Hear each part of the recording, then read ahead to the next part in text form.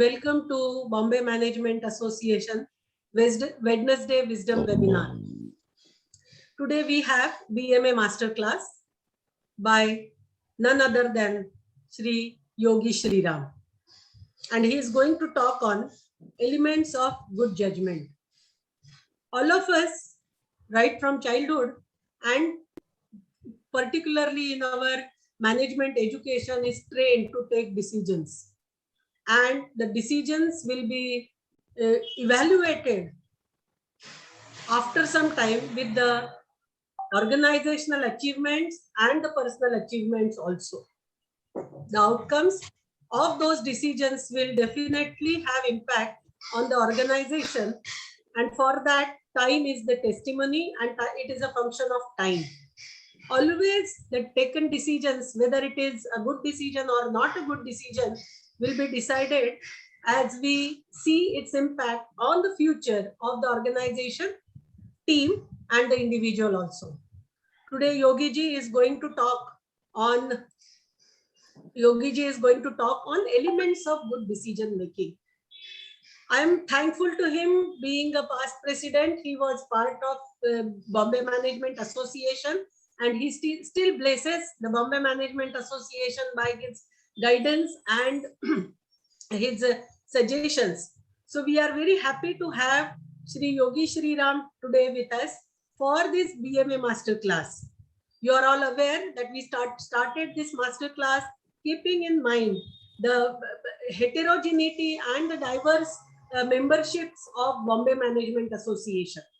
We think that these master classes are very useful, not only for the students, but also for the corporate members of Bombay Management Association. The learning continues, and these master classes will add value to our learnings and better decision making. I am happy to welcome you all today to this BMA master class and hand it over to Shri Rajesh Sharma, the Vice President of Bombay Management Association, to introduce Shri Yogi Shriram for the BMA Masterclass today. Over to you, Rajesh ji.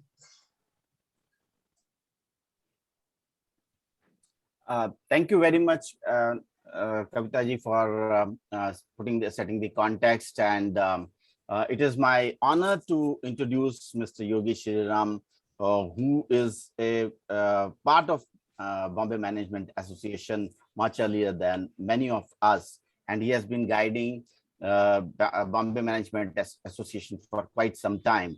Currently, Mr. Shriram is an advisor to CEO and MD and Group Human Resource Management of L&T.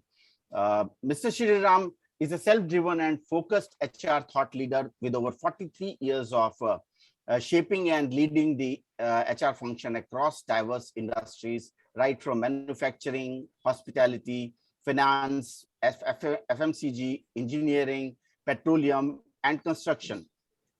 He has shaped the HR function at Shriram Group earlier, which was DCM, NTPC, Asian Brown Brewery, and led HR function at Dabur, BP, Taj Group, and L&T Group.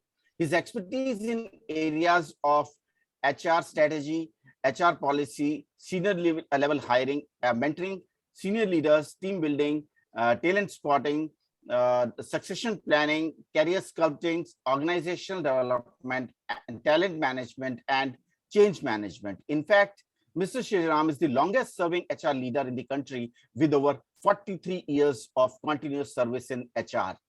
Mr. Shriram, in addition to many membership in the professional fora, he is a member of the CII National Committee on Leadership and HR for the year 2021. He's an external expert on internal quality assurance cell of TIS. He is also on IMA Council of Management as a representative of professional individual managers, and he is the chairman of Chartered Status for People Management HR bodies from June 2020. As mentioned earlier, he is the past president of Bombay Management Association, and in his personal life, I'm delighted to see that Mr. Shriram likes to collect HO and OO scale model of trains, and he enjoys conversion of analog trains into digital trains.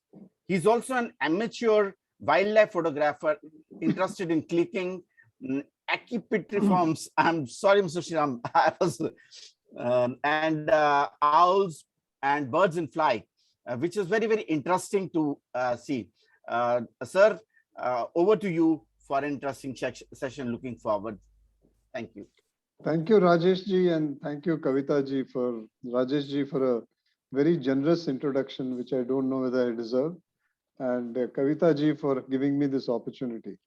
Those of you who heard me talk about this topic earlier, you must forgive me because I've been kind of obsessed about this topic, maybe because right from 1977, when I started my career 44 years back, I may not have been making the best of judgments. I've made by and large good judgments, but very often I am not trying to be artificially humble, but I may have made decisions and judgments which were not absolutely correct. So this topic has fascinated me ever since I met the author of an article called The Elements of Good Judgment, which appeared in January, February 2020 of Harvard Business Review. And I encourage you all to please have a look at that.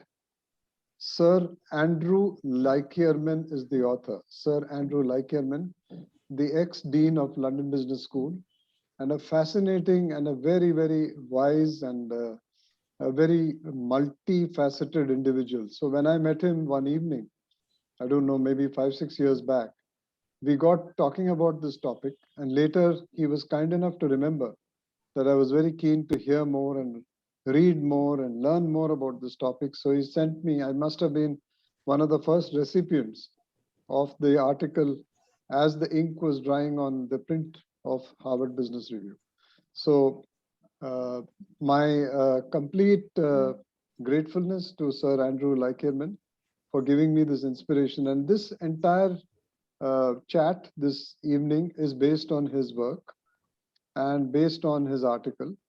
And our Q&A could, of course, be taken more towards examples that you would like me to give or examples that you would like to cite as audience, which illustrate these learnings.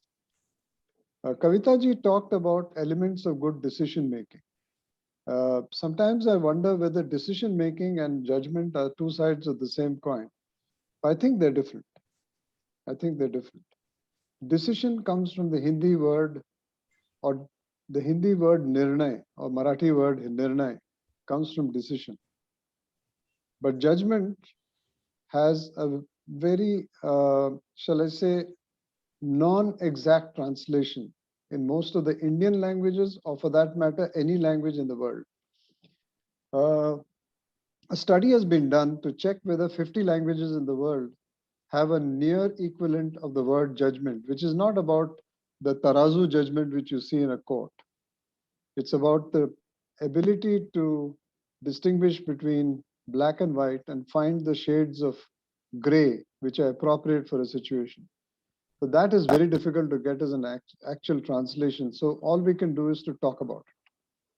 So the elements of good judgment, the first learning when I speak about this and learn about this topic along with you, is that we can co-create a system of learning this art. It's not something that some great leaders are there who know how to make good judgments. It's something that can be cultivated, something that can be learned, something that can be developed very carefully, and something that can be curated. So I'd like to share a small presentation on this topic. And do tell me if you can see the slides, please.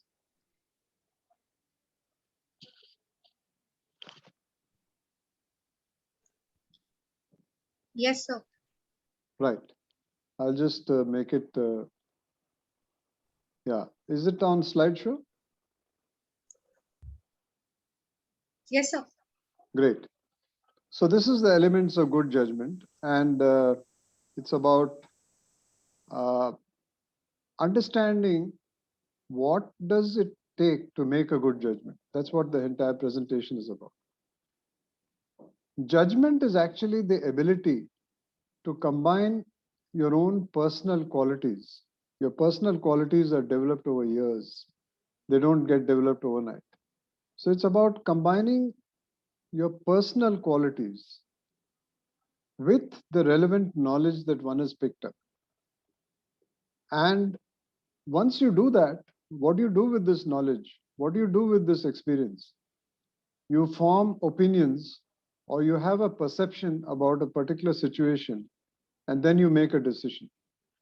So what am I saying? I'm saying you gather knowledge and you gather experience, you form a perception, you form an opinion, and then make a decision based on the judgment that you are likely to make in that situation. So skills and behaviors that collectively create the conditions for fresh insights. Insights are very, very important when you are making a good judgment. I think what distinguishes a good leader from one who misses out on those insights is the ability to read between the lines and to look for things which others miss. So others might miss parallels and analogies, which this leader is able to decipher. And that is what makes a good judgment capability leader from a poor judgment capability leader. Poor judgment has led to companies coming down because of bad mergers, bad acquisitions. Good judgments have made companies soar up because of good acquisitions.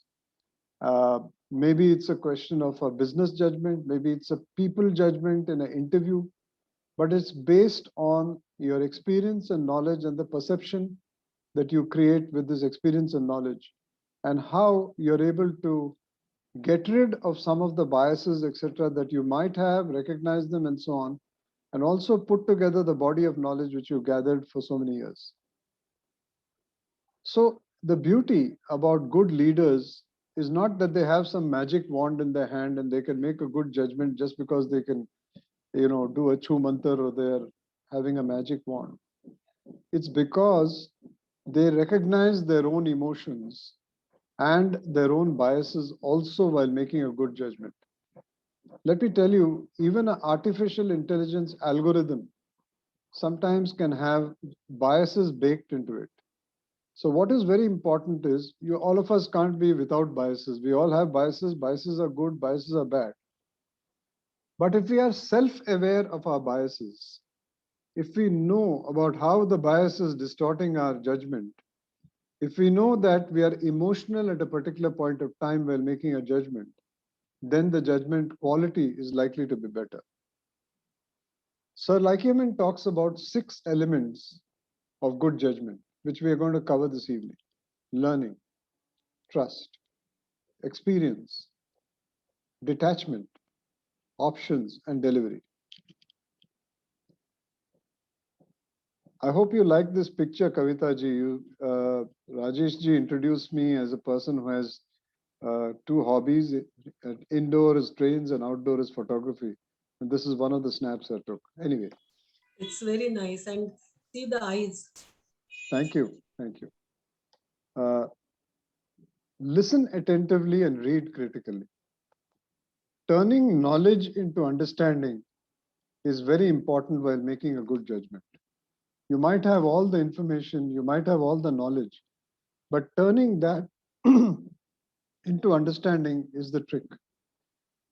And if I may say, the ability of an adult to observe as you move on with life and with age and experience somewhat dullens.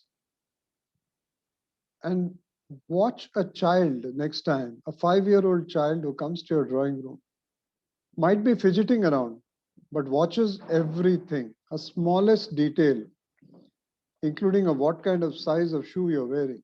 The child observes everything. Sometimes we stop observing what we are supposed to observe because we filter out the data which we think is irrelevant. So a great deal of information and all the knowledge that we have gathered goes waste only because of filtering it out. Why do we filter it out? Ego. Second is we become vulnerable because of overconfidence. Overconfidence and ego are very similar, but we think we know it all. One glance, अरे पहले भी पढ़ लिया है, बहुत देख लिया है. That's what we tell ourselves. Second is, if one is a board member, whether it's an academic board or whether it's a professional company board, the amount you're supposed to read is huge. And the ability to read the critical part and not get lost in a jungle of information is very important. So if you're a company board member, you may get an iPad, something like one day before, because it's all confidential, the agenda. If you're a board member of an academic institution like I am of several, you'll get it a few days earlier. But there's a huge number of pages that you've got to go through, even electronically, both in soft copies and hard copies. And therefore, your ability to sift out whatever is more important than the other points is very important. So how can you improve that ability? Because first of all, though you might think it is cynical to not take the written word at face value and to be suspicious about everything, it's important to question yourself, why is this being presented this way? Why is it not being presented that way? It's a spirit of inquiry. It is not cynicism. So looking for gaps or discrepancies of what has been said or written is very important. Now, I'm not talking about nitpicking. Nitpicking is not what a leader does. A leader looks for discrepancies based on facts which have been presented, and that is an important part of the learning.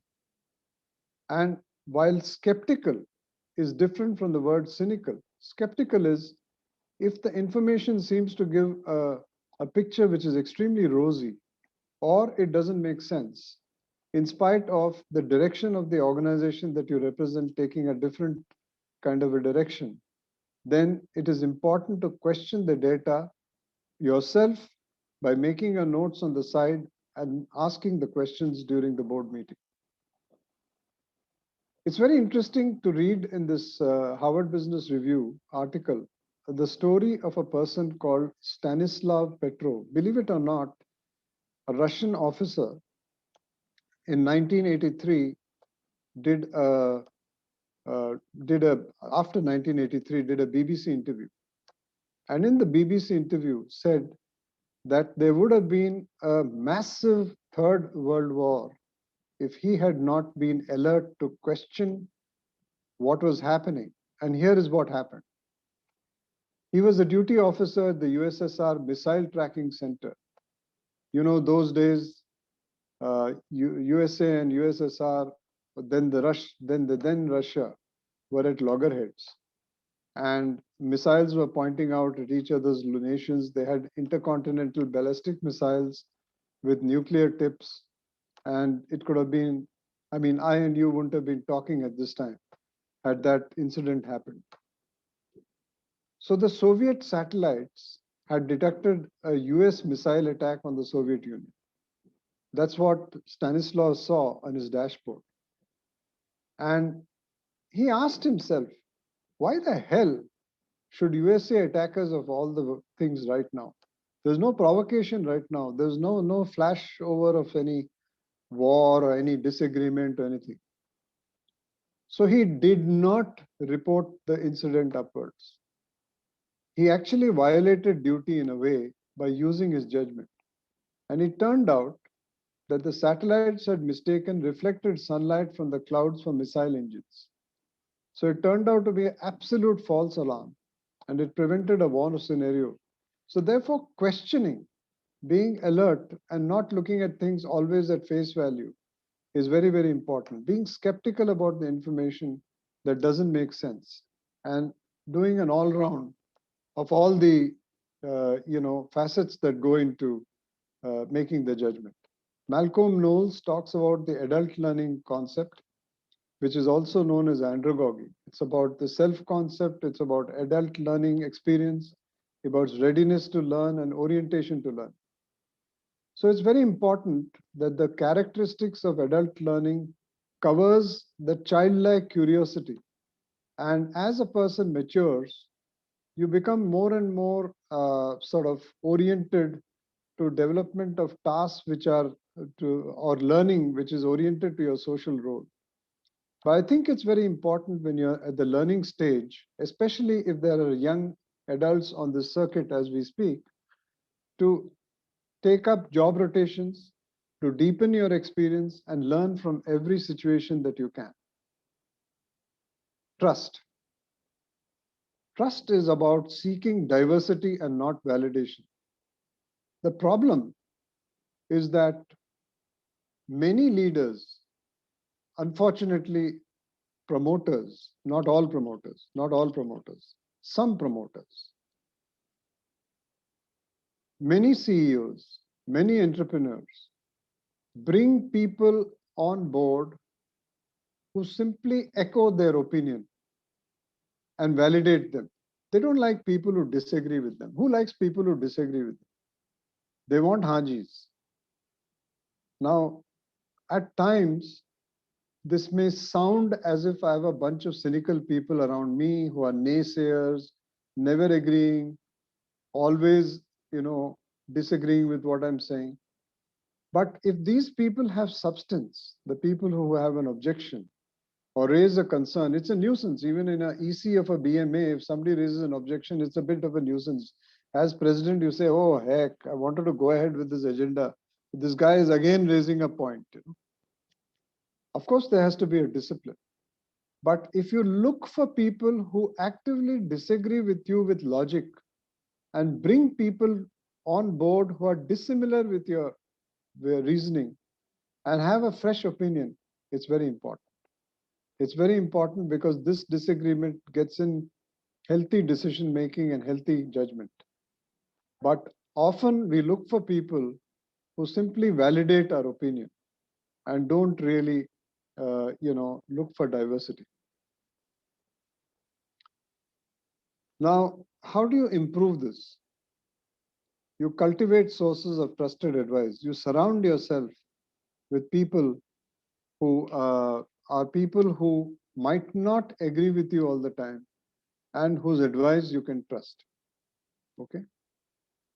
Or who are trustworthy enough to contradict you because they genuinely believe that what you're saying or doing is incorrect at that point of time.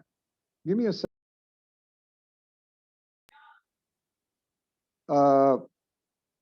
I'm just trying to move the slide. Just to give you an example, if you look at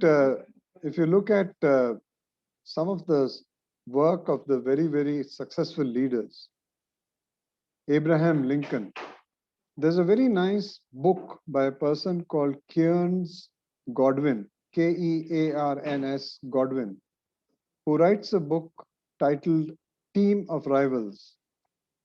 And what she has noted in her book is that Lincoln assembled a cabinet of experts he respected, but not necessarily who would agree with him. They would probably contradict him. And so he was the 16th president of USA. And though he was a towering personality, quite literally, and had a charisma which was unparalleled, he was determined to keep the party together and recruited the ablest of men and women, some of who were persuaded to join him but were rivals earlier, who contradicted him, who didn't agree with his policy. So what we are trying to say is leaders like this who look for active disagreement, who can fend off the disagreement by giving arguments which are logical, is very important for good decision making. In companies like McKinsey, I am told that it's an obligation, not a favor, an obligation to dissent. But of course, if you dissent for the sake of dissenting, you lose your credibility. The whole idea is to dissent only when you see a point of view which is different from yours. I've also noticed that smart leaders surround themselves with others who are smarter than them in the domains that they do not know, in the domains that they do not know. For example, if you take Jack Ma of Alibaba, he recognized that he himself was not very computer savvy. So just when he was 33, he actually put his fingers on the first keyboard. Before that, he had no idea about how, how the entire digital world works. This is unbelievable. A person like Jack Ma, who's created Alipay, who's created one of the biggest digital juggernauts that one can think of. But what he did was he hired a guy called John Wu of Yahoo as the chief technology officer, who was extremely savvy in technology, extremely savvy digitally. And he said, I can sleep in peace because he fills up a void which I have. I don't know enough about the subject. So I've noticed good leaders park their ego and they say, Bhai, you are the boss in this. You know the domain. Please tell me what to do. Experience. Experience is very important because making this is the third element. Okay, we've finished now learning and trust. Experience is when you can use your experience in another situation in the context of a new situation. However, it is dangerous to surmise that just because in USA something sells well, that the same thing will sell well in Mumbai. Not necessary. So if it is too narrow, it'll bomb. But if it is wide enough, if the experience is based on potential solutions that help you anticipate change, it works. But if it is interpreted very narrowly, familiarity can be very dangerous, and then experience sometimes lulls you. It lulls you into becoming complacent and overconfident to saying, Dekh liya pehle bhi, this is how it works, and then you take a wrong decision. Therefore, assessing yourself about how well you made the decisions and the results, expanding your experience, especially for young people on this circuit. Expand your experience, be hungry for new roles, be very conscious about, the need for you to get into new geographies, new cultures, and so on. I do admire Andrew Cuomo for the work he did in a context when he was leading the entire affairs in New York City. And we all know that he handled the crisis of COVID-19 pretty well at that point of time. I know that people are talking about Delta variant and all that in New York, but he did a very good job at that point of time. At that point of time, at least he demonstrated 5 things, which I learned from the articles on him. He communicated effectively, demonstrated the right amount of empathy and compassion. He let the experts around him shine, was proactive, and rose to wherever the crisis was, whenever the crisis was, bringing people down and making them feel helpless and so on. This is a very, very important point. Success is not a reliable proxy for judgment. So tempting or being tempted to assume that past successes are a good sign of judgment or a sufficient sign of good judgment can make you make a wrong decision. So a judgment made in a particular context or a particular situation may not work in another context. Because if it's narrowly based kind of judgment, the familiarity can be dangerous. And sometimes the deep experience that leaders think that they have while they're making judgments may lull them into habits, complacency, or overconfidence. And therefore, it's very important to expand this. Examples, of course, are of companies that have failed to really survive because of poor judgment are Nokia, Kodak, Enron, and so on. So complacency can get you into a rut. The fourth one is on detachment. Detachment happens when you're able to identify your biases. All of us have biases. You're able to identify your emotions and then understand what are the biases you have? You may have a bias towards a particular, let's say, a technology.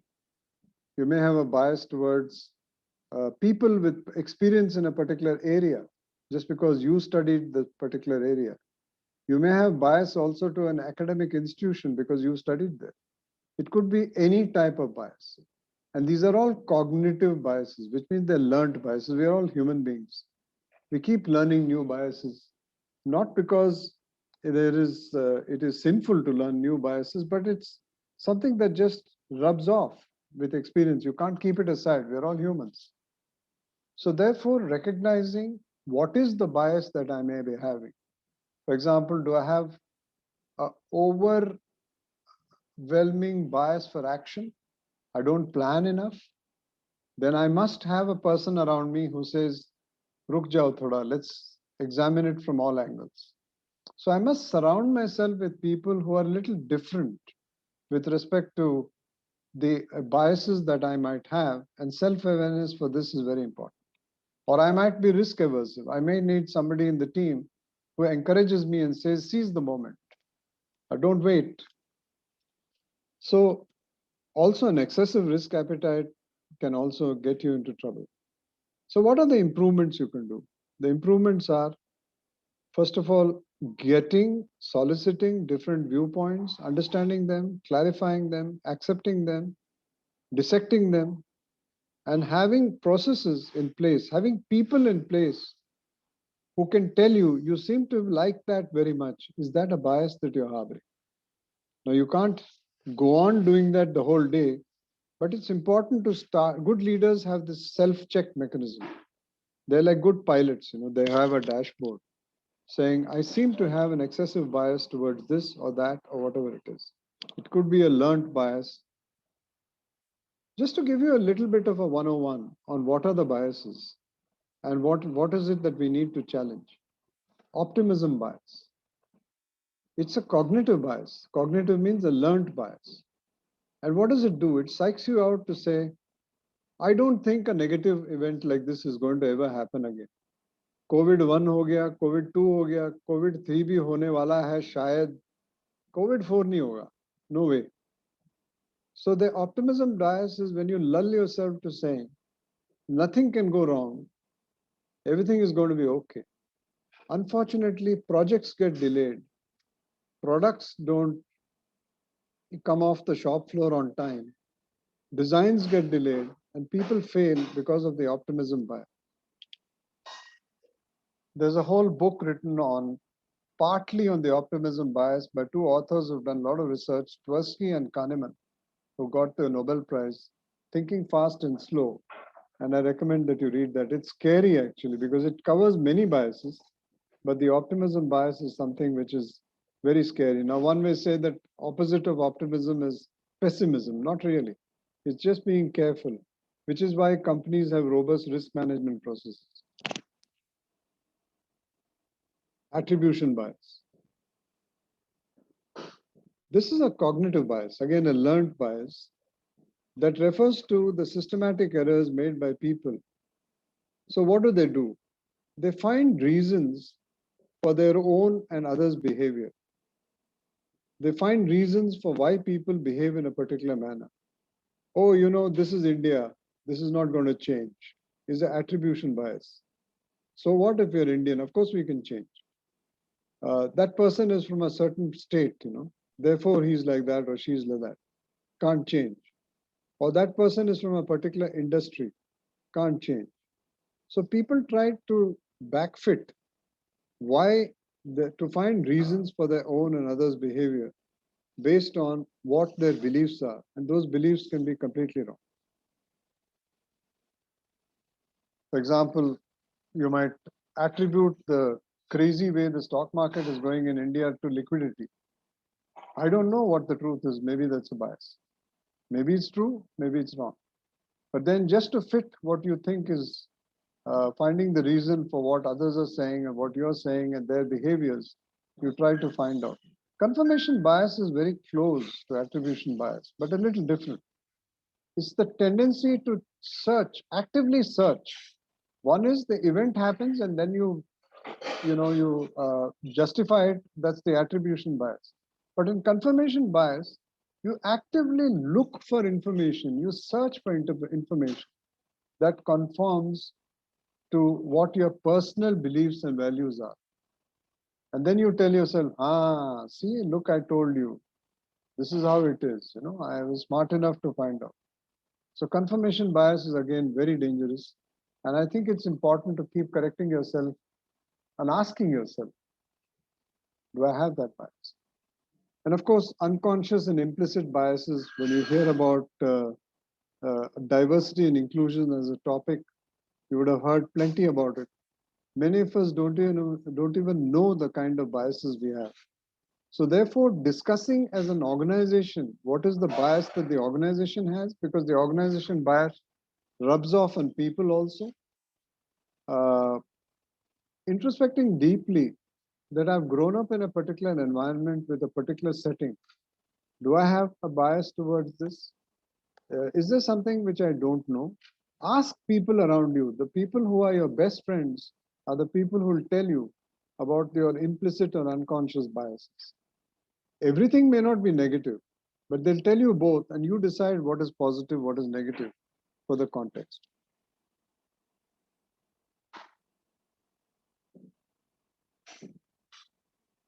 Detachment. Detachment is what biases are all about. Sorry. That's what detachment is what biases are all about. And I'm showing you a slide here about how mega projects have failed because of the optimism bias. If you type mega projects in Google, you'll find a number of projects which have had overlays, which have had excesses in terms of budgets, in terms of overruns with respect to time, and it's all because of optimism bias. For example, the Boston Central Artery Tunnel, which was overrun the budget by some huge amount, and many examples. So biases, when you're making a judgment, can make you go horribly wrong unless you recognize them early. I've always seen in a strategy meeting, people talk about a plan A and plan B. Please think about this. Plan B is always much weaker than a plan A. You always think you'll do a plan B, But the point is that if you have more options, you model out those options, you triangulate the opportunities, you use artificial intelligence.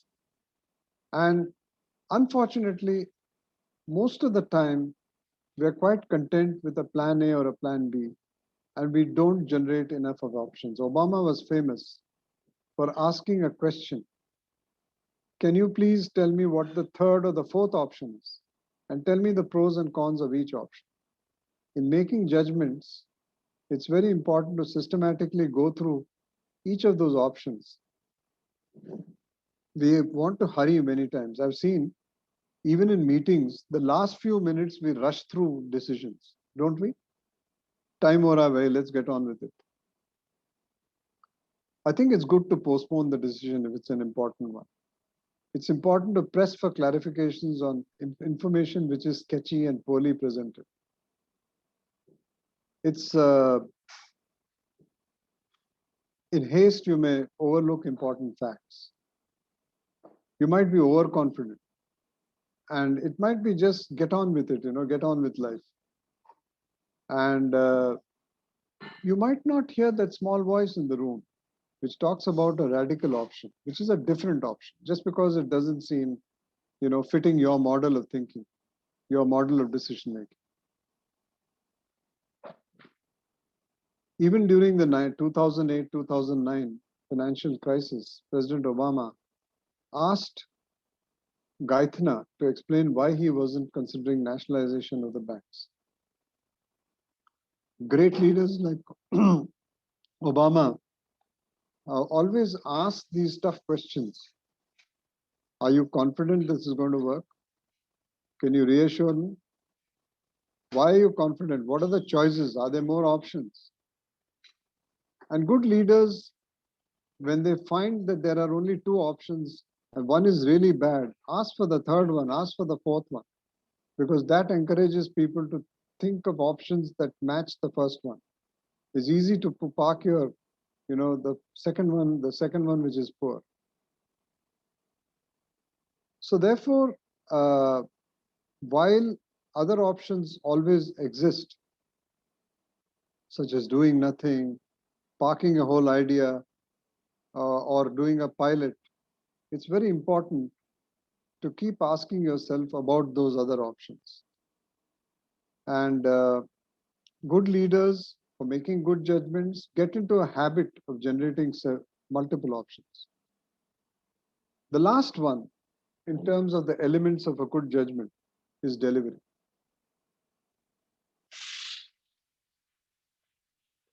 I think the feasibility of execution is very important.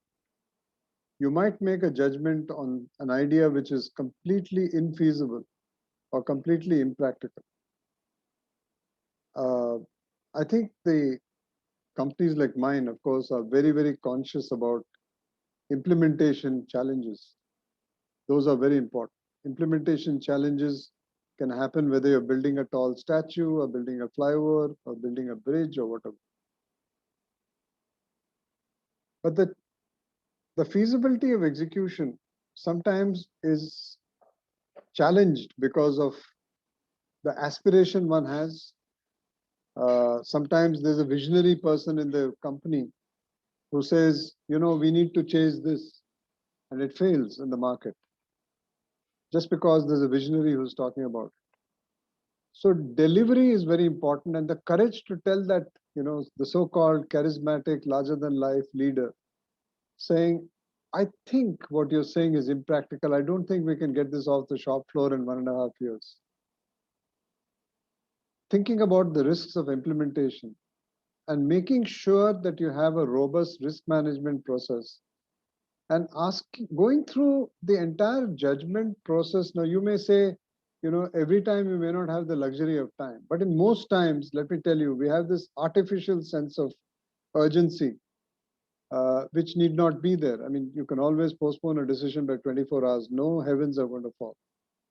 But going through the entire process in your mind, writing down in a piece of paper, checking with people, questioning for more information, asking more and more people about the same thing, you'll be surprised. You may come to a diametrically opposite decision. So that, Kavita ji, is what I wanted to say about the 6 elements, the 6th one being delivery. And I'll be very happy to take Q&A. I've been around with you guys now for 45 minutes. Yeah, thank you. Thank you. And we already have some questions in the chat box. I will also request the participants in this webinar to raise their hands if they have a question, and then I will request one by one. So I look forward to that. Yes. So first of all, Professor Chattopadhyay is there, who has written the first question. I'll request him to unmute himself and ask the question. Or you can read it out. Good evening, sir. Good evening. Probably you can hear me. I think I'm audible. Yes, you are A audible. great session and really privileged to meet you digitally. Thank you. Namaskar. I'm logging in from my Android. So, lot of readings about your good self. And whenever I meet personally, Dr. T.V. Rao, he tells me, and also in literature, about the work he did in L&T. So kudos to you, sir, for your excellent leadership in HR. Thank you. Namaskar, sir, once again with folded hands. Sir, my humble question is, would you attribute that heuristic, hit and try, trial and error as a part of bounded rationality at times works in effective decision making? That is my query, sir. It could be too expensive. Using heuristics as a mathematical model is one thing, but trial and error in today's time can be too expensive. I mean, while one may try that in vaccinations, or one may try that in certain other fields in order to come to the right decision. But the trial and error is always followed up with randomized controlled trials, Randomized controlled trials means you take a large sample of A and B and find out the correlation. Today, Professor, there is a huge science which is being developed a lot on evidence-based management. And evidence-based management, enough has been written by the Stanford professor, Professor Sutton. It's very, very important to have the evidence before you. You may take a wrong decision even after that, but trial and error can be too expensive. Thank you, sir. I do understand. Thank you, sir. Thank you. I will request Bhavin ji to ask his question. Good evening, sir. Excellent session, very valuable and very good to know about this. I have a question, sir. How do one know about their own biases? Is there any tool or any test or anything whereby whatever biases you discussed about, one can try and understand those things, Zohari window or something like that available to that? This is a great question. I mean, there is a Johari window is limited to what I know about myself, what others know about me, what I don't know about myself, what others don't know about me, and stuff like that, the 4 quadrants. I don't think the Johari window in itself will throw up the biases. It might tell you about personal characteristics with adjectives. But I think what can help us to know about our biases is by constantly checking with people who care for us. Your own family, for instance. Your own friends, especially those who care for you, not those who are in a hurry to butter you up and say, okay, fine, long time no see, Bhavin, and this is it, you know, how are you and stuff. Everybody is in this Jatpat world very, very much in a hurry. But I think the best friend you have in understanding your bias is yourself. For example, you may be risk averse and therefore don't want to enter into the stock market right now. It's a bias. I'm not recommending that you do, but I'm just saying it could be a bias, saying the stock market is now at 56,000 points or 55,000 points. It's too expensive to enter. I don't know what the future is going to be, whether it's right or wrong. So I'm biased by a market which has risen very high and a market which has risen very fast. But if we look at the future, maybe there's another opinion that maybe this is going to touch 1 lakh points or something in the next couple of years, in which case we miss participating in it.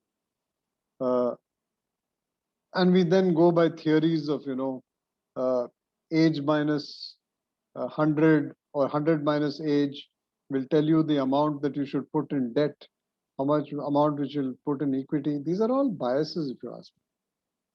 So understanding your bias is by recounting what your childhood has been like, what were your worst fears, what is it that you overcame, right from public speaking to whatever, risk taking, etc. What kind of family do I belong to? And then, you know, calibrating your decision based on that. One doesn't have to be reactionary and get into a Wild West cowboy mode just because you and I belong to a middle class family which is risk averse. But at least you know that you're fearful about something because of being brought up in a particular way. So reflecting on childhood and childhood incidents, asking good friends, asking family is one way of checking out on biases and doing a lot of introspection. Thank you. Thank you. Yeah, thank you, Bhavin ji, for asking question. Pramod Bhai is raising his hand, so I will request him to unmute himself and ask the question. Good evening, Mr. Yogi. Hello, how are you? You have been good family friends and our illustrious past president. Only my 2 observations are there, sir, for you to respond. One is, sir, what has made L&T such a great company? What ingredients and the methodology has gone into make such a company at an international level? And number 2, sir, your own profession, role of HR in development of an organization. These are 2 small questions I thought. Sure. I think L&T is an 83-year-old company and has been moving from strength to strength has developed into a $22 billion billion revenues juggernaut, Right. and is growing, and the share price is growing. One is, I think that this is a company which has fantastic culture. Now, when you say, how do you define the culture? It might be difficult to put them down in words, but some of the high points, Pramodji, which Right. come to the mind is Yeah. pride, Yeah. pride belonging to the brand L&T. Because Correct. when you Right, meet sir. a customer, Yeah. he or she says, L&T पे छोड़ दिया तो आपको मिल जाएगा flat on time, या Yeah. L&T पे छोड़ दिया तो आपको project बढ़िया मिलेगा, bridge Yeah. strong होगा, Right, flyover sir. मजबूत होगा, airport जो है time में बन जाएगा. So the sense of pride is very, Right. very strong. Belonging, sir. Yeah. Second is, I have nothing against promoters, but this company does not have a promoter. So it's totally, I'm not saying all promoter driven companies are non-professional. They're very, very professional companies like Indrapalji's old company, Godrej, very, very professional. But in L&T's case, we are destined to have a ownership and management structure which has no promoter. There's no promoter, there's no one promoter. Right. Which is why the decision making is extremely democratic, extremely disciplined with respect to different levels. Right. The third is very strong systems and processes. Now, once upon a time, L&T was compared with a slightly bureaucratic kind of a culture, slightly, once upon a time. But today we've adopted digital in such a way that those same processes and systems are working for us much faster than earlier.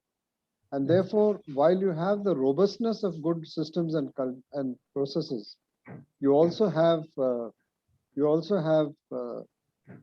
digital backbone or spine to make sure that they are fast. Let me illustrate. We have a very disciplined planning system. Strategic plan system is once in 5 years. We have a very disciplined budgeting system. The organization structure has been sculpted by visionaries, because of which there is huge empowerment, huge amount of decentralization. So it's an elephant which has learned to dance, if I may use that expression. And it's also been extremely good in the choice of businesses that we are in. For example, now we are focusing quite a lot on the services business, besides, of course, our bread and butter project management. And luckily, we've built a reputation which is, one of the best, not only in this country, but perhaps amongst the top ones in the world. On HR, there are several processes, and one of the colleagues on this, the professor, was very kind to talk about TV Rao and the late Uday Parikh.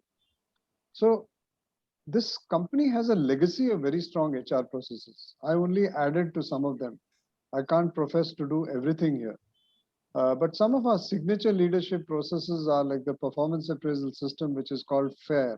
FAIR stands for Framework for Linking Appraisals, Incentives, and Rewards. We have a very well-oiled machinery for development and assessment centers. We've done 19,000 assessments, which I don't think too many companies in the world have done. We have a learning and development calendar and process, which is called the 7 Steps of Leadership, which is very strong. So our people processes have supported business. We've always had people, who've been interested in making sure that people are respected. Last but not least, somewhere in our dharma, we have Nordic blood. Our founders were Nordic and also Indian, but some amount of the Nordic blood has stuck, which means that good values, honesty, respect for people, and finally, huge amount of pride in professional contribution. Domain is God in L&T.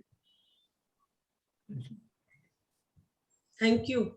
Sure, Thank sir. you for that very elaborate answer, and we can understand that what goes in any organization for becoming the top, and the processes, the people are important, and I think L&T has exhibited that, and your leadership in HR, I think that is the recipe or ingredient for success, I suppose. I'll request Bigyanji to unmute himself and ask. Bigyanji is EC member and Pramod Bhai is also our EC member this year. Bigyanji, over to you.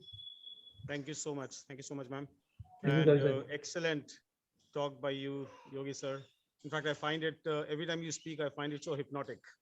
Oh, thank you. I wanted to ask you a very simple question. Like, do you think emotional attachments or cognitive biases can affect decision-making abilities? If yes, what can be done to overcome it? 100%. I mean, you're understanding your own emotions. For example, you can make a judgment when you're angry.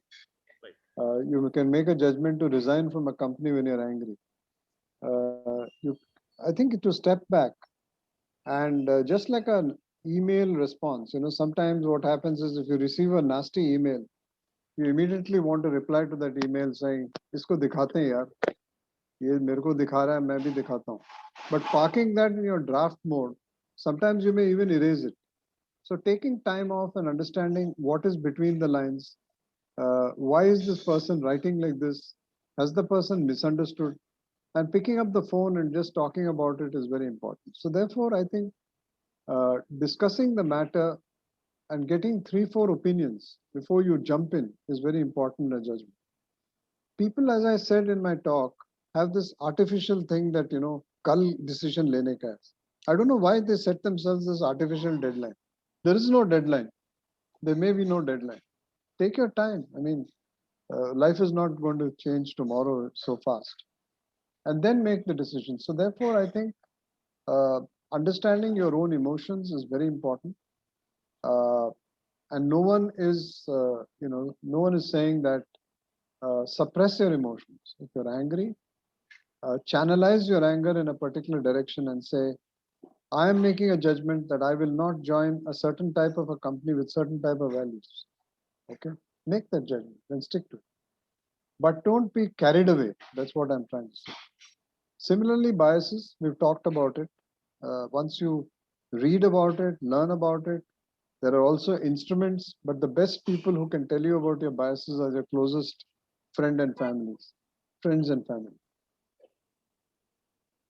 Yeah, thank you. Thank you, sir. Very nice. I'll request Rishi Jagmohanji to unmute himself and ask his question. Sure. Sure. Good evening, sir. It is great to see you digitally, virtually today. I met you in the office at L&T the other day, sometime back before the pandemic. And I think partly you have answered my question, but then of course there is a part of it I would like you to answer, particularly when we are working in corporates. A lot of biases which you covered creep into unconsciously.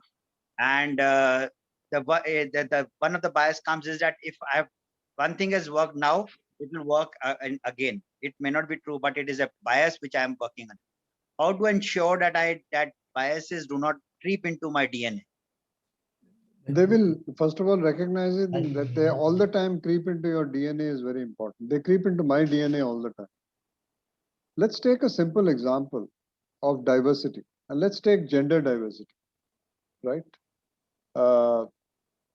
If you take gender diversity, many organizations in India still don't have an adequate number of female leaders in their leadership team. Why is that so? Host of reasons. But one of the reasons that might prevent enough of female gender from coming into workforce is the artificial sense of do you think she'll be safe if she sits late? What happens if she has an unsafe journey back home? Or do you think she can do the hard work of a shop floor? These are the kind of biases that are baked into one's head. And I think the ability to question yourself and ask the person, I have this fear. Be open with the lady concerned. Say, I have this fear. Is it justified or is it nonsense? If it is nonsense, I'll throw it out of my head. So I think being transparent and talking to people about what you feel, one doesn't have to feel ashamed about it at all. And you can talk to the person and say, I am scared of this, or I'm fearful of this, or I apprehend this, or I think this will happen. Please tell me what your view is.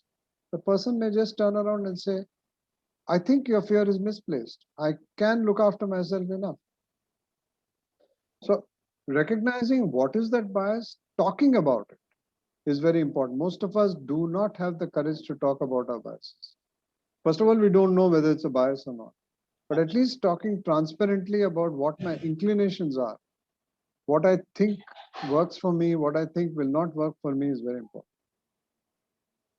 Right. Thank you.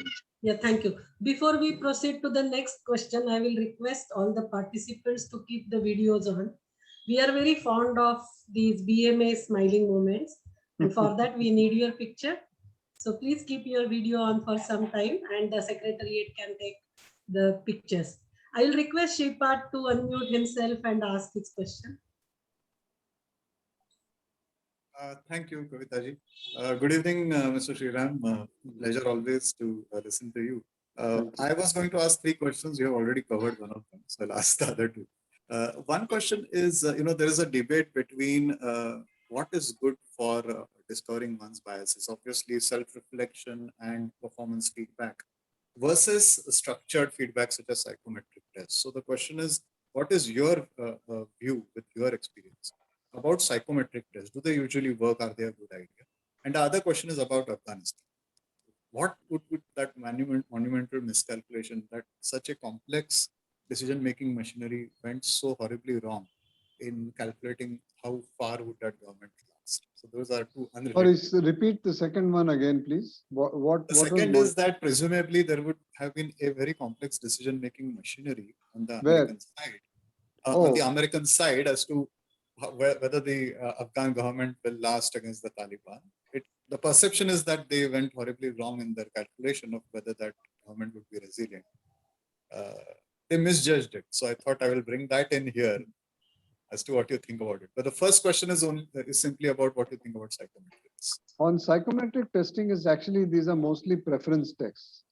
I mean, you answer a questionnaire and based on that, it tells you whether you're an INTJ or a ENTJ or whatever it is. It's your preference. It's not other people telling you what you are. So it's like holding up a mirror in front of you. For example, if your bias is more to be introverted, and bias is not a bias that way, it's a preference. It's not really a bias, it's a preference. After a whole day of, let's say, going through a seminar, if you want to, sit in your study table and read a book or watch television, it doesn't mean that there's a bias. It means that you're charging your batteries through your own inner reservoirs. And if you are relying more on intuition rather than the 6 senses, it's just a preference. Now here, when you're relying on your intuition, bias might creep in. So therefore, if you're an N in MBTI, you might want to look at, why is your intuition formed this way? Is it biased? Or is it something which is unbiased? Or which is something which is, you recognize the bias, but still are confident about the intuition that you have. And intuition in N's are very, very powerful. So I'm talking about an INTJ. So let's talk about thinking versus feeling in a psychometric test like MBTI. So you've now learned to use more of your head than your heart. That's a natural choice. There's a VRS scheme in a company. You're thinking more about cost than what the consequences will be of people losing their jobs. That's a natural way of thinking. But if you are self-aware, you'll also look at the other side. Because all of us have one part of that 16 parts, which is more predominant. There's 16 parts in MBTI. One of those labels is more predominant, but the others are also present. So therefore, to understand one's biases through psychometric is a little bit impractical. To understand who you are, what you prefer, what's your style, are you a person who's very punctilious, very particular about the way you keep things, or are you a person who can find whatever you want in spite of your clothes cupboard looking haphazard? No problem. You're more of a P. That's your personal style. That's the way you want to live. Who are others to criticize? So nothing to do with biases. So psychometric tests don't help. What does help is reflection. What does help is writing down on a diary how you took a particular decision in a particular situation. And if the decision went horribly wrong, great.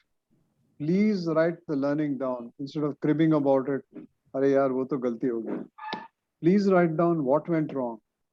Were you carried away by the website of the company while making this decision to change your job? Were you carried away by what a few people said? Were you carried away by the gloss that you saw in the reception? Or were you, biased because of some other reason? Opposite. Were you put off just because it belongs to a particular sector like public sector? Are you biased because of something in public sector, etc.? So I think those are very important things to. So you're the best judge, not any psychometric test. On the second part, I don't know whether America went right or wrong. The jury is out. But what I understand is, right from Trump's time, they didn't want to spend the kind of money that they spent in Afghanistan, which is millions and millions of dollars. Everybody knew what is going to happen if they withdraw the troops. Everybody knew. The TV channels say but what happened was too fast, too furious, and too fast. It's very controversial about whether the Taliban 02 version is going to be different from 01.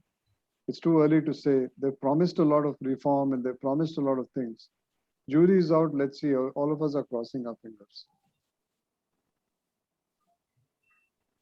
Thank you. I'll request Shri Farooq ji to unmute himself and ask question. Good evening, Yogi ji. Hi, Sidhwa ji. How are you? Great to see you after a while. No, same here. Excellent presentation as usual. Thank you. My question is, how do you overcome others' biases about yourself? By talking about who you are. You can't put a curtain on others' biases, but you can ask them, are you worried about a particular facet about me? Are you worried about the fact that I may not be worthy of your trust? Do you think I'm going to be poor in quantitative methods? You can question them and say that maybe you have a justification, but I'd like to prove you wrong. So ask them. A transparent conversation is what you can have in order to know about others' biases. But others' biases come out only by the actions that they do. They're not going to come and tell you, I have this bias against Kavita ji. Nobody is going to do that. The actions which they show, either implicit or explicit, whether it is supporting an argument, even subtle things like the group dynamics in a meeting, shows a bias, right? And maybe you should ask a person after the next EC meeting of BMA, saying, have I upset you in some way? Why is it that every point I make, you're rebutting, right? Why is it that everything I say, you're saying is not right? Is there something that I've upset you? No harm in having a very transparent conversation. And the bias could become a prejudice if it gets more advanced. So before it gets into a post-graduation stage, kill it at the graduation stage. Thank you. Yeah, thank you. I'll request Vaijayanti Naik to unmute. Yeah. Sure. Good evening, Yogi ji. Nice Hi. to see you again. Likewise, yeah. And so, I think this is a topic pretty close to your heart because I remember in one of our HR conferences, you had spoken about it. Actually, I have two, I would like to hear from you your thoughts, and maybe you've already covered it. One is in this whole age of data analytics, artificial intelligence, and all of that, what will be the place of human judgment, in your view, because the world is changing. Everyone's looking at data, right? So how do you, is there will it better our human judgment? Will it worsen it? And, so that was one question. The second actually is more of a, I'm not sure, when people measure somebody's decision-making or judgment, they always look at the outcome. Is that a fair way to measure somebody's decision-making? Because outcome is, subject to many things. Actually, there are two different questions. One was more around what is trending today, data hai, analytics kar do, and data will only throw up stories. So would love to hear from you how this impacts actually, this whole thing about deciding and human judgment and all of that. Both are super questions. So first of all, my compliments. Thank you. I think on the first one, or maybe I take the second one, which is about, oh no, we go to that's the one on data, right? So you have huge reams and reams of data. You have information, you have opinions. For example, let me ask you a simple question. If today you want to invest in a mutual fund, there are 1,000 mutual funds today in the market. 1,000. How do you make a judgment? You ask your investment banker or you ask a guy who's, into this trade, they'll give you 1,000 opinions. Isme debt zyada hai, usme equity zyada hai, isme ye hai, usme wo hai.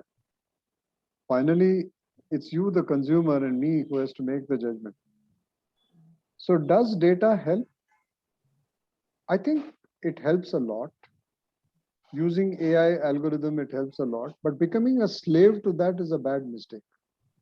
Using data to triangulate your models, using data and pivot tables in Excel to come to insights, and then finally taking a decision that may be against the information also, can also be good judgment.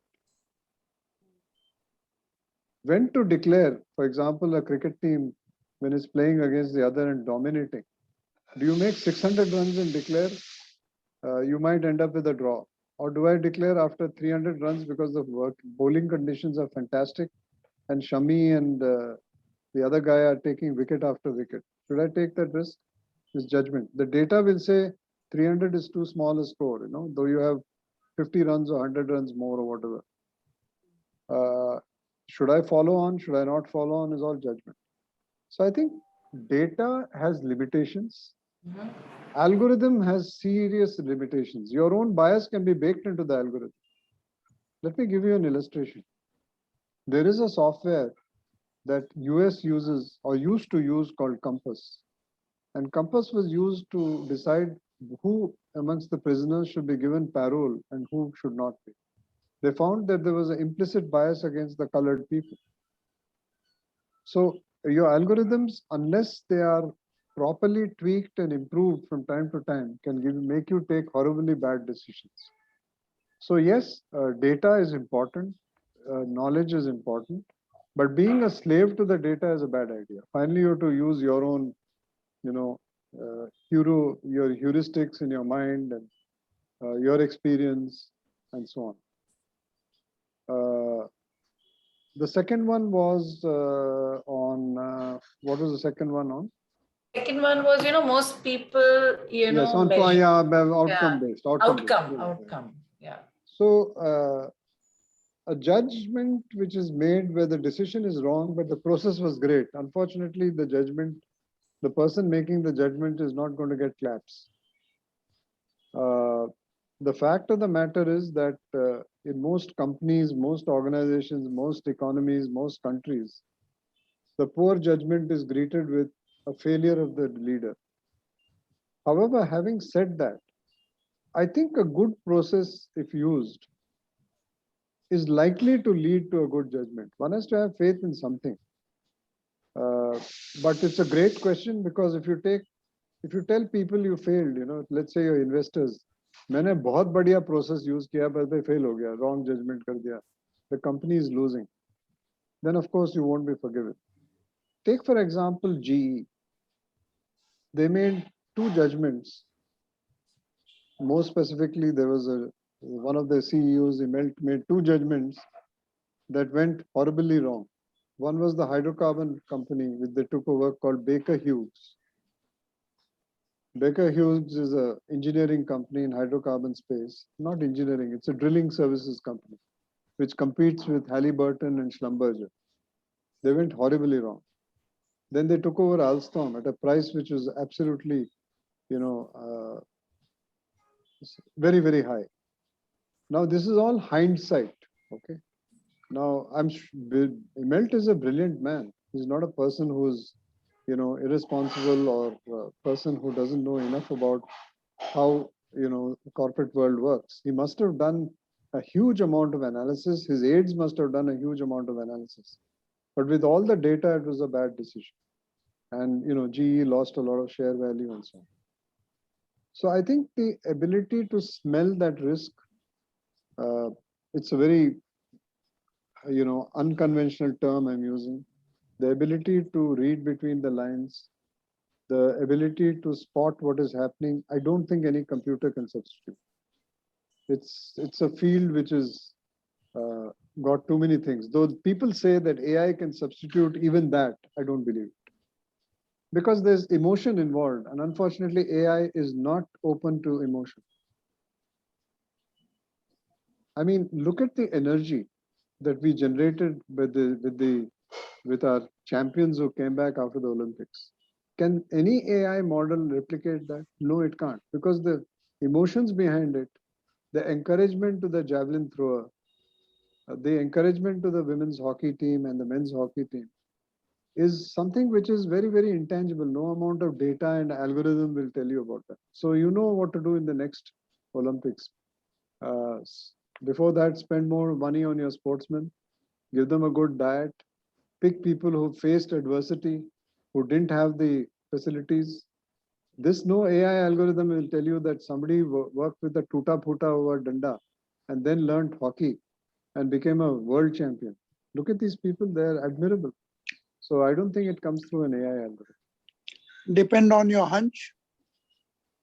Depend on a plethora of information which is stored in your head. This is your central processing unit. Hunch is a part of it. There's lots of data also. Yeah, thank you. I will request Indranil ji to unmute himself. I am already unmute. Thank you, ma'am. Thank you, sir.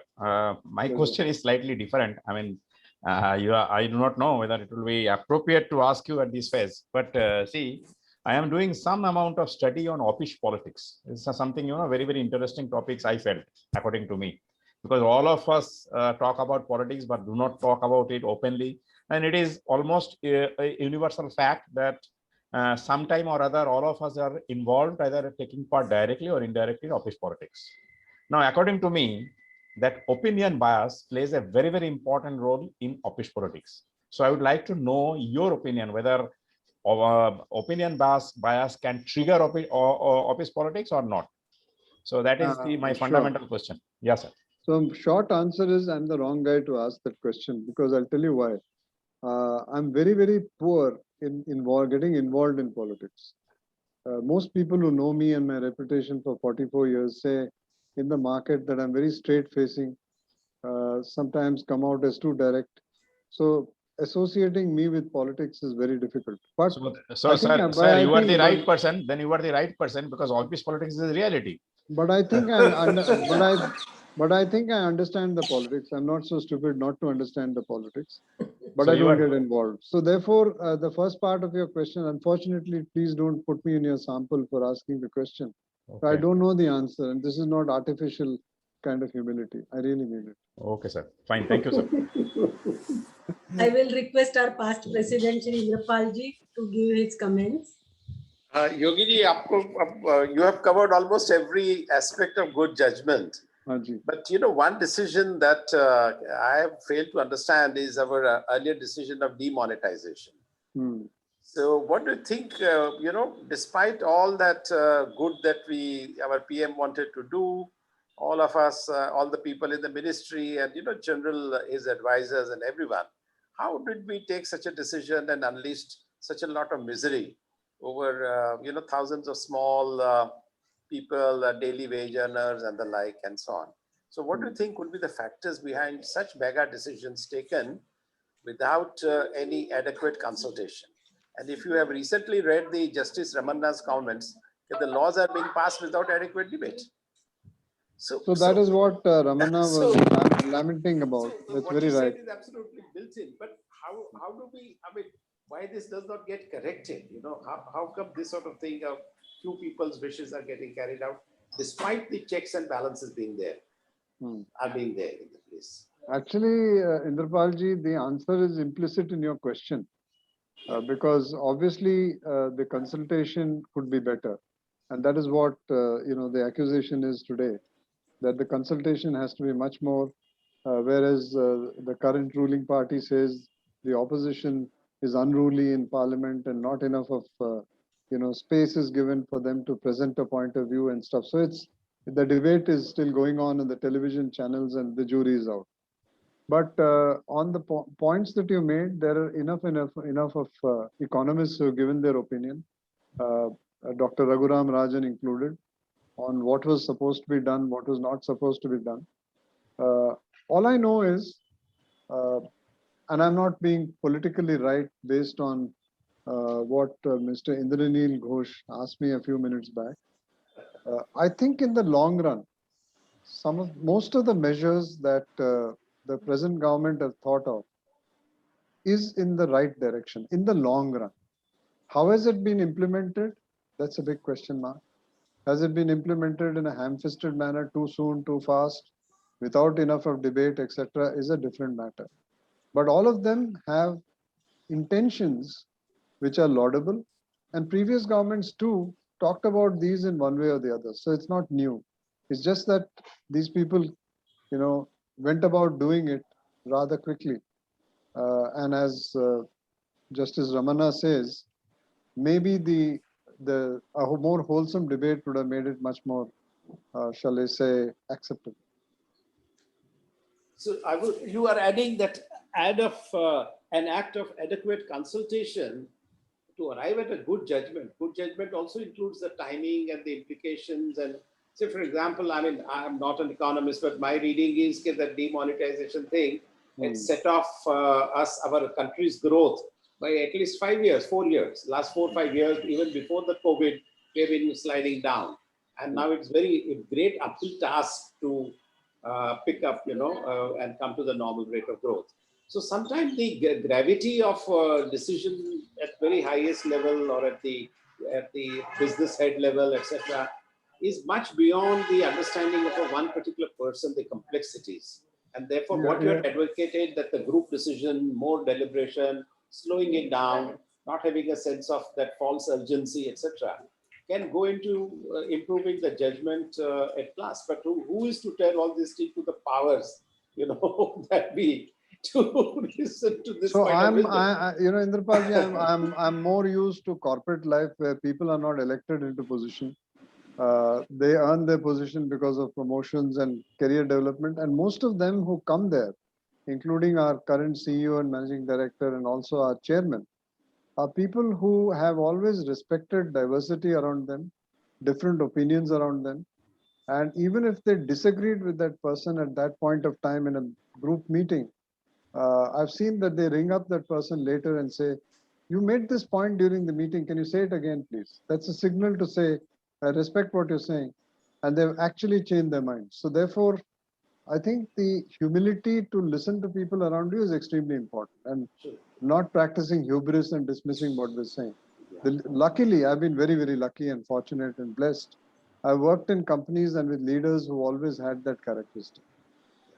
Dude, I'm glad you brought about this point of diversity, because typically when people talk about diversity, they speak about the gender diversity. Yeah. The diversity of opinion, diversity of views, diversity of intellectual inputs, etc., are perhaps more important than having male versus female.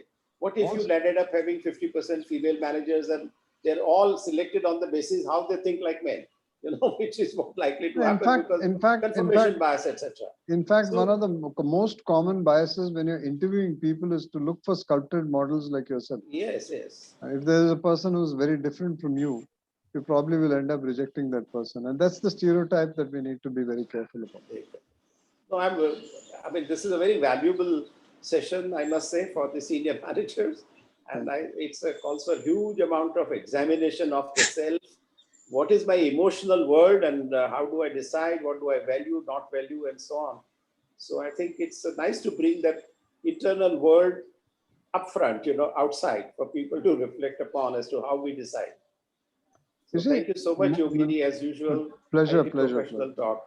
pleasure. I will request Nirmala madam to give her comments. Hi, Nirmala.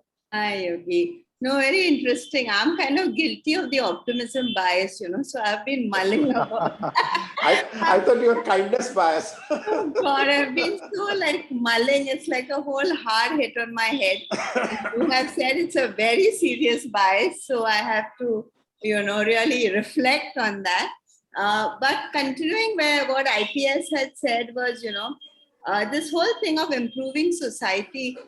When you look at biases, it's so easy to look at WhatsApp groups and you look at online groups and you look at people just going and already deciding and making a judgment on something without having studied anything, without having had a dialogue, without having asking questions, without critical thinking. And that sometimes, the most intelligent people have already decided on an issue because X person believes in it. So that's something that's always intrigued me, of how the intelligent are also so biased.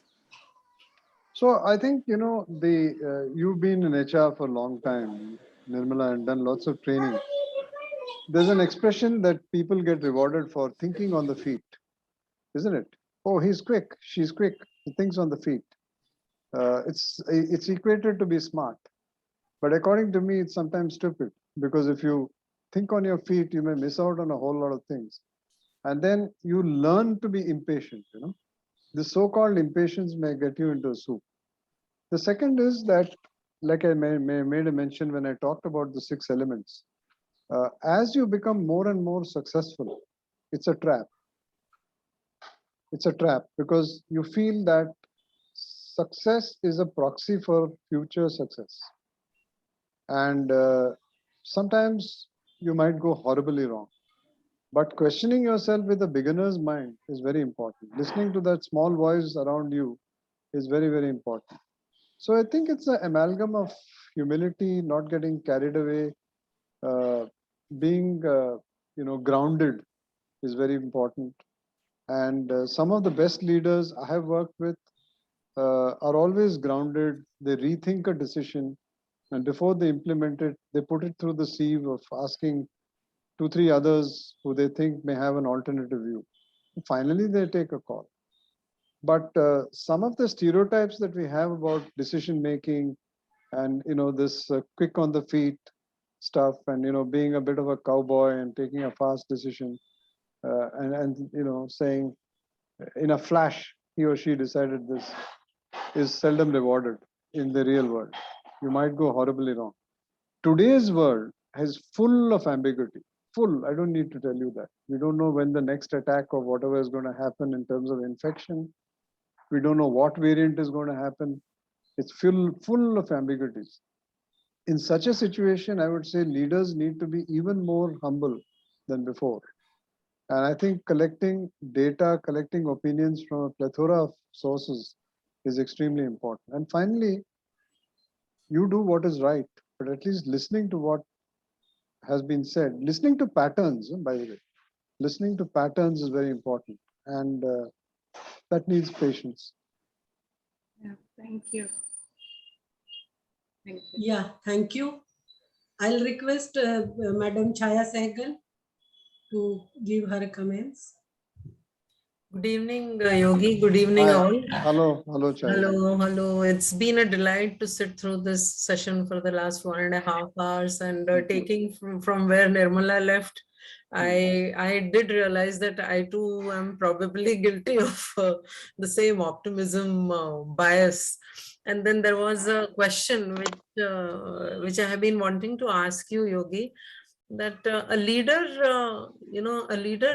how does he distinguish that fine line between an optimism bias and a risk which proved to be fruitful if he took for his organization? How does he do that?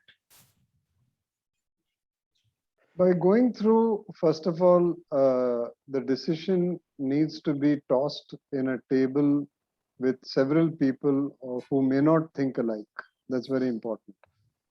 In today's world, if you take the national education policy, they're talking about exactly what Nirmala talked about, critical thinking. They're talking about, decision making, which is different. I think this needs to percolate. The spirit of the national education policy also needs to percolate into the real world of corporate life, about how one can inculcate these through various training programs and to learn how not to be carried away by a particular trend or thought. So training people to think divergent, to think about what could go wrong in a particular situation is very, very important. For example, let's say you want to diversify and go to a particular country, you want to expand in a particular country. There's political risk, there's social risk, there's economic risk, there's risk of returns, there's risk of customers, there's risk of vendors, there's so many risks. So how do you assess those risks? First of all, you need to have a very, very well sculpted presentation made to you. And people around the table should be having the courage and given the elbow room to make sure that they have a voice in saying, I think this may not work. May not listen to them, but I think this may not work, and listen to why they're saying, or I think this may work. Now you talked about the fine balance. I think in any decision making, there is a timeline, but often I've seen we put artificial timelines on ourselves for nothing at all.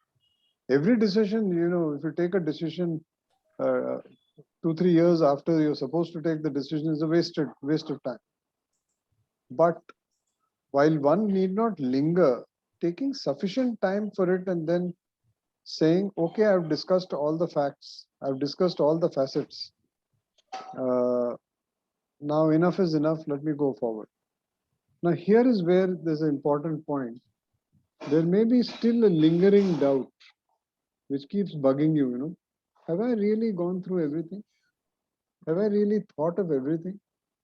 Now that's a bit of a, there's some people who have a habit when they lock their flat and go out, they come back 3-4 times to see whether it's properly locked or not. So that's overdoing. So once you come to the decision after getting into all the facets, be responsible and take the consequences.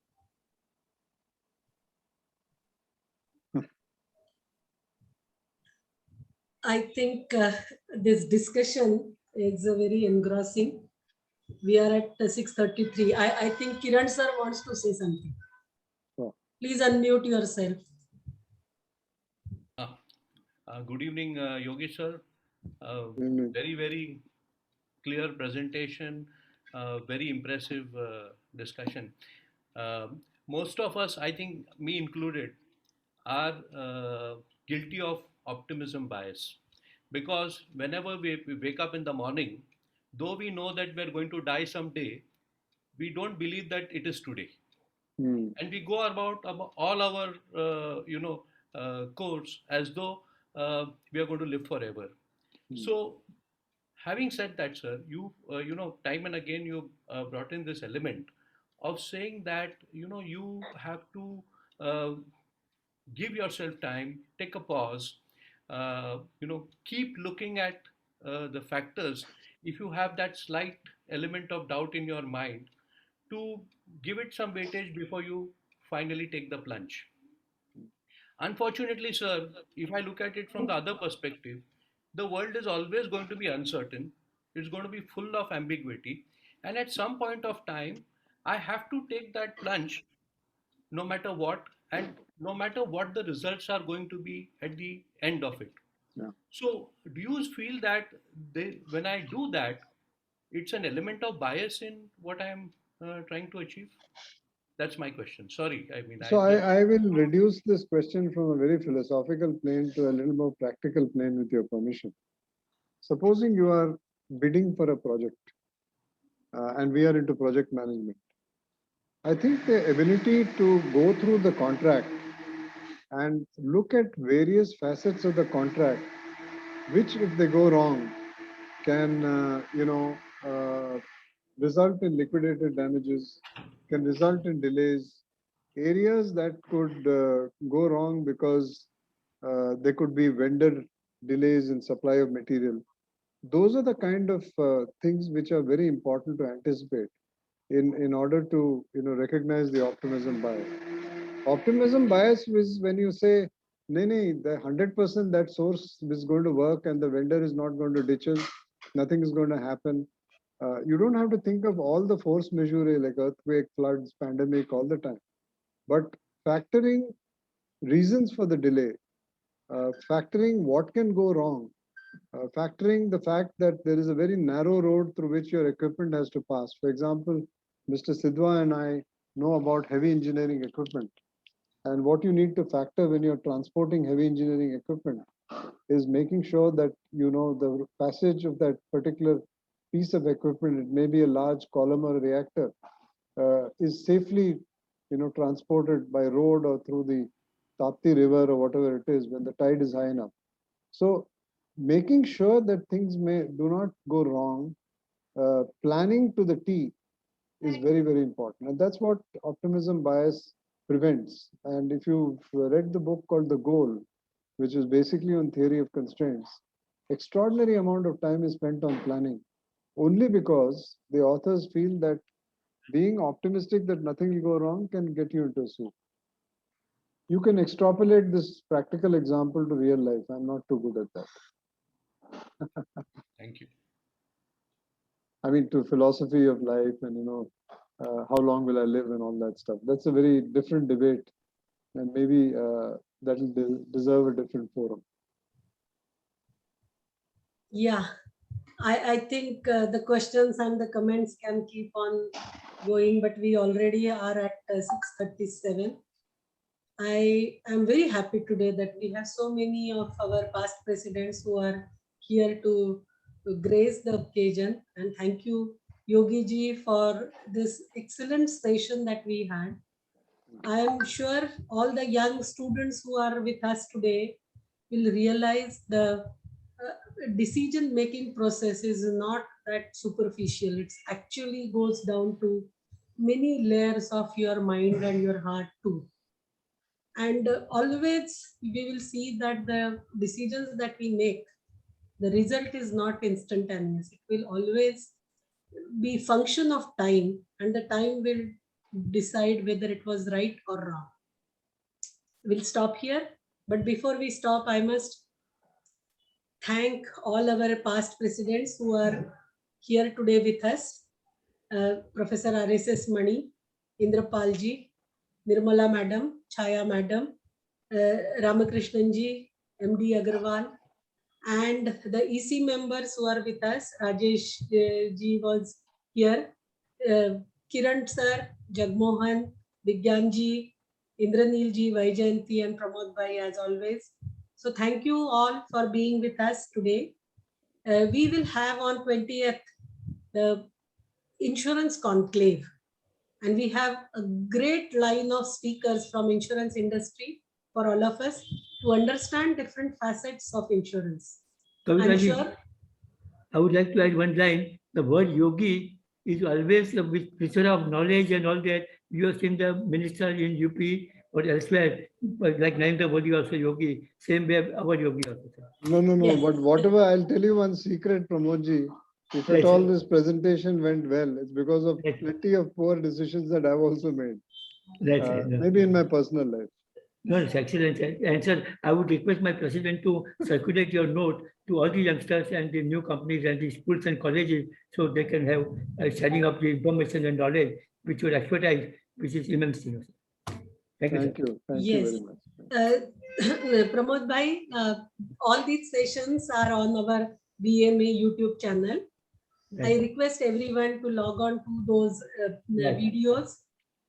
We wish to come up with a video of the week, a pick of the week kind of thing, where you can revisit all those moments that we have lived through last few months, 18 months, almost 18 months. Insurance conclave is on 20th. We will start at 4:30. Please make a note of time. And after that also we have Celebrating Indian Managers Who Made a Difference series. In that we are going to talk on Sharu Rangnekar, who was very own of BMA. He has been involved in Bombay Management Association. And on 27th of August, we have Rahul Kalla, who will be our speaker for the day. I wish all of you a great evening today, and do join us on Friday for our insurance conclave, which will start at 4:30 with all your friends, family, and whoever you want to listen to insurance. And it's a great topic to listen to. Our collaborators for the insurance conclave are Life Insurance Corporation of India and SBI Life Insurance Company. Please come for witnessing the insurance, how it has changed the lives of people during this pandemic time also. So thank you very much, and we'll stop here. Thank you, Yogi ji, for Thank you, Ji. this Thank you, Ji. delight that you have given us today evening. Thank you. Thank you. Hi, Ram. Bye.